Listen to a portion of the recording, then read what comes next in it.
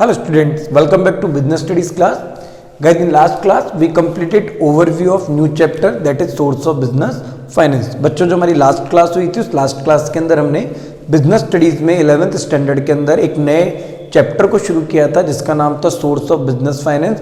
और उस चैप्टर से रिगार्डिंग जो ओवरव्यू था हमने देखा था कि एक्चुअल में फाइनेंस क्या होता है या बिजनेस को फाइनेंस की नीड क्यों होती है, फिर वो कौन कौन से सोर्सेज हैं जहां से बिजनेस मनी को या फाइनेंस को जनरेट कर सकता है या उसे इकट्ठा कर सकता है। तो हमने ओवरव्यू देखा था, मगर उस ओवरव्यू वाले चैप्टर से पहले हम बिजनेस स्टडीज के अंदर हमारे 3 चैप्टर को कंप्लीट कर चुके थे। जो हमारा फर्स्ट चैप्टर था जिसका नाम था बिजनेस ट्रेड एंड कॉमर्स, उससे हमने डिस्कस किया था। देन उसके बाद हमने फॉर्म्स ऑफ बिजनेस को डिस्कस किया था कि हम कितने तरीके का बिजनेस कर सकते हैं, कितने तरीके की फॉर्म्स है बिजनेस की जिनसे हम हमारे एक बिजनेस को शुरू कर सकते हैं। क्लियर है। देन हमने फॉर्मेशन ऑफ कंपनी को देखा था। फॉर्मेशन ऑफ कंपनी के होने के बाद आज से हम हमारा नया चैप्टर शुरू कर रहे हैं जिसका नाम है सोर्स ऑफ बिजनेस फाइनेंस, जिसका हमने ओवरव्यू भी डिस्कस कर लिया था। क्लियर है। अब देखिए, आज हम देखेंगे फाइनेंस का एक्चुअल में मीनिंग क्या है और आज हम देखेंगे कि बिजनेस के लिए वो फाइनेंशियल जो रिक्वायरमेंट्स हैं उन्हें कितनी कैटेगरी में बांटा है, उन कैटेगरीज के बारे में आज हम यहाँ पे डिस्कस करने वाले हैं। देखिए, बिजनेस जो भी होता है, चाहे वो गुड्स का हो चाहे सर्विसेज का हो, उस बिजनेस को शुरू करने के पीछे उसके ओनर का मोटो होता है कि वो प्रॉफिट को अर्न कर सके या फिर डेली बेसिस के ऊपर, रेगुलर बेसिस के ऊपर वो प्रोडक्ट की क्या कर सके, सेलिंग कर सके। अब देखो, जब आप डेली बेसिस पे स्मूथली आप अपनी रेगुलर बेसिस पे सेलिंग करना चाहते हो, प्रॉफिट अर्न करना चाहते हो, तो कहीं ना कहीं उस काम को, उस ऑपरेशंस को स्मूथली चलाने के लिए आपको भी पैसे की रिक्वायरमेंट होगी जिसे आप एक बिजनेस के अंदर इन्वेस्ट करोगे और फिर आप उसे प्रॉफिट के अंदर कन्वर्ट करोगे। तो वो जो पैसा इन्वेस्ट किया जा रहा है किसी बिजनेस में, वो पैसा ही कहां से आएगा, वही हमें इस चैप्टर के अंदर पढ़ना है। क्लियर है। जैसे एक बिजनेस को स्टार्ट करने के लिए, बिजनेस की स्मूथ रनिंग के लिए, बिजनेस को एक्सपेंड करने के लिए, उसकी ग्रोथ करने के लिए हमें कहीं ना कहीं फाइनेंस की रिक्वायरमेंट होती है। और वो फाइनेंस की रिक्वायरमेंट जो है वही क्या है इस चैप्टर के अंदर, सोर्स ऑफ बिजनेस फाइनेंस है। क्लियर है। तो मैंने यहाँ पे 3 लाइन के अंदर मीनिंग लिख के आपको समझाने की कोशिश की है, एक बार आप लोग सभी ध्यान दीजिएगा। Every business is concern with the production and distribution of goods and services. यानी आप लोगों ने देखा होगा इंडिया में या वर्ल्ड में जितने भी मार्केट हैं, उन मार्केट के अंदर जितने भी बिजनेसेस हैं, जो लोग बिजनेस कर रहे हैं, वो सब बिजनेस कहीं ना कहीं production and distribution of goods and services से रिलेटेड है। यानी जहां पे गुड्स एंड सर्विसेज को प्रोड्यूस किया जाता है और उन्हें डिस्ट्रीब्यूट किया जाता है लोगों के बीच में, लोगों को उन्हें सेल किया जाता है, वो सब हमारे बिजनेस होते हैं। क्लियर है। So for smooth functioning of business, जब ये प्रोडक्शन और distribution of goods and services वाले जो बिजनेस हैं, इनकी स्मूथ फंक्शनिंग के लिए, इनके वर्क प्रॉपरली के लिए, ताकि आसानी से रन कर पाए, इन्हें कोई तकलीफ ना आए, इट्स रिक्वायर्ड मनी। तो इन्हें किसकी जरूरत पड़ती है? इन्हें जरूरत पड़ती है पैसे की, और वो पैसा ही यहाँ पे क्या है, फाइनेंस है। क्लियर है। It is known as the life blood of every business. और ये जो फाइनेंस होता है, इस फाइनेंस को किसी भी बिजनेस का लाइफ ब्लड कहा जाता है। अगर बिजनेस के अंदर फाइनेंस ही नहीं है तो कहीं ना कहीं ना तो वो बिजनेस चल पाएगा, ना वो सर्वाइव कर पाएगा। जैसे वो ह्यूमन बॉडी वाली बात हो रही है, ह्यूमन बॉडी के लिए ब्लड जरूरी है, उसी तरीके से बिजनेस के लिए फाइनेंस का होना भी बहुत ज्यादा जरूरी है। क्लियर है। अब देखो, एक्चुअल में क्या है, फॉर एग्जाम्पल एक पर्सन है जिसका नाम राम है। राम ने कोई बिजनेस शुरू किया। अब उसने वो बिजनेस शुरू किया, तो बिजनेस को शुरू करते वक्त हो सकता है उसको 10 लाख रुपीस की रिक्वायरमेंट हो और 5 लाख रुपीस उसके पास थे जो उसकी सेविंग्स थी। क्लियर है। बट उसने 5 लाख रुपीस रिमेनिंग जो है वो कहीं ना कहीं किसी ना किसी सोर्स से इकट्ठे किए हैं, किसी ना किसी सोर्स से लिए हैं। तो वही क्या है, सोर्स ऑफ फाइनेंस। एक्चुअली में उसका खुद का पैसा भी सोर्स ऑफ फाइनेंस का ही पार्ट है। क्यों? अगर उसका सोर्स खुद का देखा जाए तो उसका ओनर सोर्स है कि उसने खुद का पैसा लगाया है, और ये बोरोड सोर्स है जिससे उसने पैसा किसी से उधार लिया है। क्लियर है।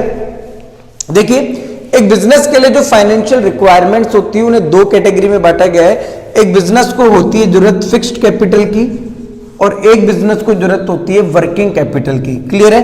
फिक्स्ड कैपिटल और वर्किंग कैपिटल के अंदर आपको डिफरेंस समझना है। आप लोगों ने अकाउंटेंसी के अंदर समझा भी होगा 11th स्टैंडर्ड के अंदर कि फिक्स्ड कैपिटल और वर्किंग कैपिटल क्या होती है। आप इतना समझिए, फिक्स्ड कैपिटल वो है जिसे इन्वेस्ट करके कंपनी में या ऑर्गेनाइजेशन के अंदर फिक्स्ड असेट्स को परचेज किया जाता है। क्लियर है। और वर्किंग कैपिटल वो है जिससे ऑर्गेनाइजेशन के अंदर अपने डे टू डे खर्चों को पूरा करने के लिए काम में लिया जाता है। जैसे फॉर एग्जांपल आपके मदर फादर ने जो आपके लिए घर बनाया, जिस घर में आप रहते हैं, तो उस घर के अंदर उन्होंने फिक्स्ड कैपिटल लगाई है जो परमानेंट हमेशा रहेगा। मगर डेली आपके बिजली का बिल है, आपके पानी का बिल है, आप जो खाते हैं उसका खर्चा है, मिल्क का खर्चा है, जो भी सब चीजें वो सब क्या है यहाँ पे वर्किंग कैपिटल है। तो ऐसा ही कुछ बिजनेस के अंदर होता है। बिजनेस में land, building, machinery, fix assets पे जो पैसा लगा दिया जाता है वो सब फिक्स्ड कैपिटल का पार्ट है।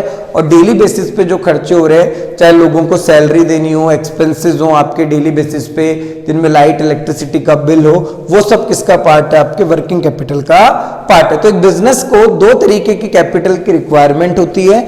एक होती है फिक्स्ड कैपिटल की रिक्वायरमेंट और एक होती है आपके वर्किंग कैपिटल की रिक्वायरमेंट। क्लियर है?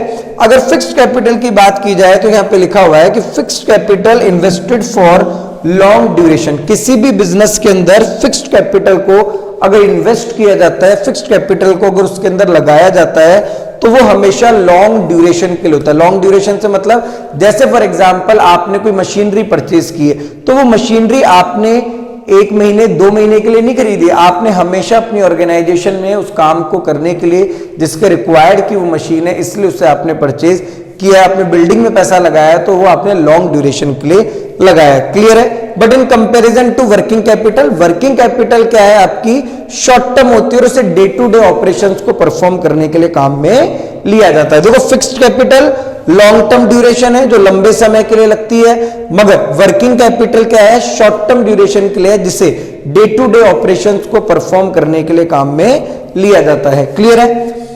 Required for starting the business, जो फिक्स्ड कैपिटल है उसकी रिक्वायरमेंट पड़ती है किसी भी नए बिजनेस को शुरू करने के लिए। जैसे मैंने कहा कि भाई हमने जब नया बिजनेस शुरू किया तो हमने लैंड परचेज की, उस लैंड पे बिल्डिंग बनाई, बिल्डिंग बना के उसके अंदर हमने मशीनरी लगाई, हम और एसेट्स लेके आए।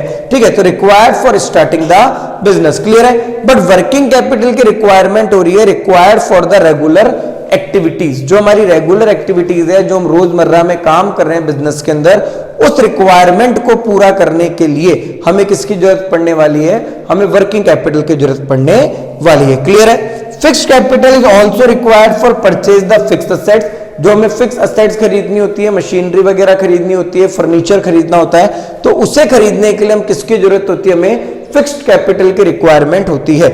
बट अगर हम बात करें payment of wages and salary and interest, we required working capital. अगर हमें हमारे एम्प्लॉयज को सैलरी देनी है, उन्हें वेजेस देनी है, अगर हमने किसी से लोन लिया है तो उस लोन पे हमें इंटरेस्ट पे करना है, तो हम किसको काम में लेते हैं? वर्किंग कैपिटल को काम में लेते हैं। क्लियर है? तो ओवरऑल बात यह है, एक बिजनेस के स्मूथ रनिंग के लिए, एक बिजनेस की ग्रोथ के लिए, उसे स्टार्ट करने के लिए फाइनेंस की रिक्वायरमेंट होती है। वो फाइनेंस एक बिजनेस की लाइफ ब्लड की तरह काम करता है। विदाउट पैसे या विदाउट मनी के एक बिजनेस कभी भी चल नहीं सकता। तो हमें इस चैप्टर के अंदर यही पढ़ना है कि बिजनेस कहां से या किन किन सोर्सेज से मनी इकट्ठी कर सकता है अपने लिए। क्लियर है? और एक बिजनेस को अगर फाइनेंशियल रिक्वायरमेंट की बात की जाए तो दो तरीके के पैसे की जरूरत पड़ती है, एक है फिक्स्ड कैपिटल और एक है आपकी वर्किंग कैपिटल। फिक्स्ड कैपिटल के अंदर जो पैसा है वो लंबे समय के लिए लगाया जाता है, फॉर लॉन्ग ड्यूरेशन। क्लियर है?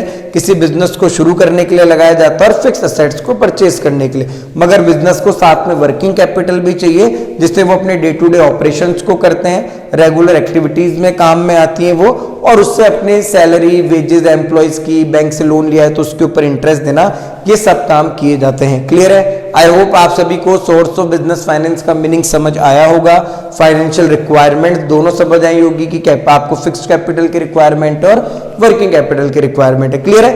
अब जब हम नेक्स्ट क्लास में इस चैप्टर को डिस्कस करेंगे तो नेक्स्ट क्लास में हम देखेंगे कि जो फाइनेंस है उसे क्या करा गया, अलग अलग पार्ट्स में कैटेगराइज किया गया है। जैसे फॉर एग्जांपल आपको फाइनेंस को डिवाइड करके बताया गया है कि on the basis of time duration finance कितने तरीके का है, on the basis of ownership finance कितने तरीके का है, on the basis of generation finance कितने तरीके का है। फिर उनका एक्सप्लेनेशन आपको दिया गया है कि लॉन्ग टर्म फाइनेंस क्या है, शॉर्ट टर्म फाइनेंस क्या है, मिड टर्म फाइनेंस क्या होता है, ओनर्स फंड क्या है, बोरोड फंड क्या है, इंटरनल एक्सटर्नल सोर्सेज क्या है। ये सब चीजें आपको इस चैप्टर के अंदर बताई गई। और फिर उसके बाद आगे जब आप बढ़ेंगे तो आपको अलग अलग सोर्सेज बताए गए हैं कि कमर्शियल बैंक्स क्या होता है जिनके थ्रू आप पैसा लोन लेते हो, ट्रेड क्रेडिट क्या होता है, क्रेडिट पे आप जो काम कर रहे हैं वो क्या है, यहाँ पे शेयर्स क्या होते हैं, डिबेंचर्स क्या होते हैं, जिनसे एक कंपनी, एक ऑर्गेनाइजेशन पैसा जनरेट करती है, उन सब सोर्सेज के बारे में आपको इस पूरी क्लासेस के अंदर जो बिजनेस का आपका चैप्टर है सोर्स ऑफ फाइनेंस,